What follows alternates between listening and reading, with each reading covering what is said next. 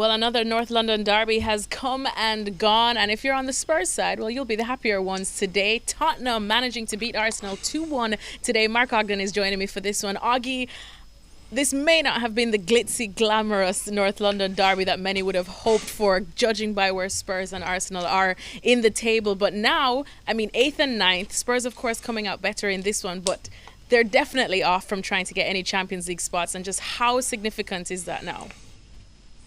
Yeah, I think, because this was the first North London derby at Tottenham's new stadium, so it wouldn't ordinarily be a huge event, but obviously with no fans there, it diminished the occasion quite a little bit, and obviously where both teams are. I think this result has ended Arsenal's hopes of getting in the Champions League, the faint hopes they had, and I think Tottenham's hopes had gone a while ago, but it means they're in pole position now ahead of Arsenal to qualify for the Europa League via the Premier League. Obviously Arsenal can still get in via the FA Cup, but it doesn't really look good, does it? North London's two biggest clubs are fighting out for maybe the last place in the Europa League, but that's where we are at the moment.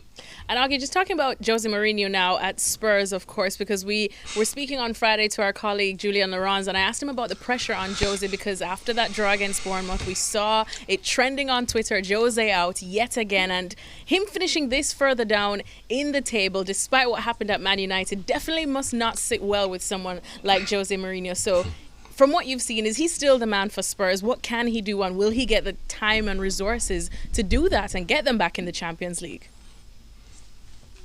There are a lot of issues to address there, but first of all, it does feel like, today has obviously lifted the mood with Tottenham. Beating Arsenal will always lift the mood, but they've only lost one game since the restart, and the mood around the camp has been really downbeat. But let's be honest, he's not made them any worse since he took over from Pochettino, but he's not made them any better either. They were going nowhere under Pochettino. That team had peaked at the Champions League final, maybe before the Champions League final, and Tottenham have been drifting along for a while now, certainly all season long. So I don't see what Jose has done to make them any better. I don't see any signs that they're going to be any better next season. I don't see any pattern there that you think Jose identified a problem.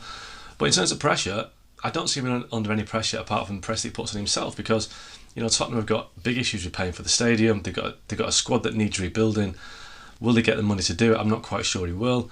But this is Jose's last chance at a big club. He's had Man United, that didn't work out. The Chelsea experience didn't work well for him in the end, the second time around. So if Tottenham doesn't work for Mourinho, where else does he go? So he has to get this one right. This is arguably the biggest job of Mourinho's career now, because it's the one that will either keep him at the top, or if he fails, where does he go next? I can't see a big club taking him on, so he has to get it right at Tottenham. But I do feel that the situation at Spurs, with the finances, with the players that are getting on a bit, certainly at the back with Alderweireld, Vertonghen, I don't see how he can make them any better. I think Mourinho is a manager that's maybe past his sell-by date, and Tottenham have got him maybe 10 years too late. And then final thoughts, I suppose we'll just spare us thought for Arsenal in this one. I know, of course, a lot of Arsenal fans must have tempered their expectations given how the ups and downs that the Gunners have had since the restart. But where do you think they stand in this? Because it is a very big job for Miguel Arteta right now, isn't it?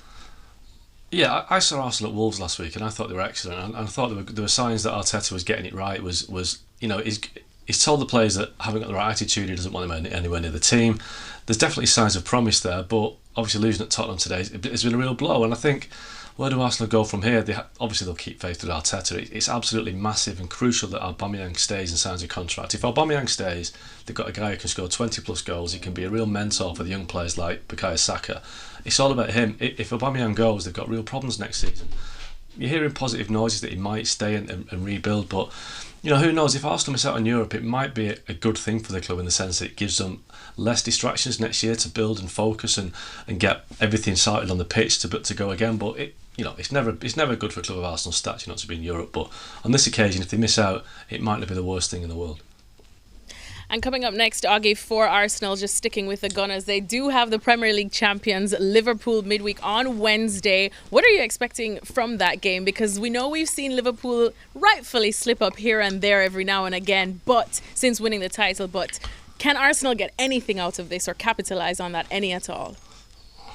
I think Arsenal can get something out of this game, but like I said, they were fantastic at Wolves last week, and they had a really good game there. They got a good draw against Leicester. I think Arsenal on the day can be a problem for anyone, and I think if you're Mikel Arteta, you look at this Liverpool game as a real measuring stick for next season to see which players you want to stick with, which players are good enough, which players aren't good enough. And it's a chance for people like, Bukayo Saka to really test himself against the best team in the country.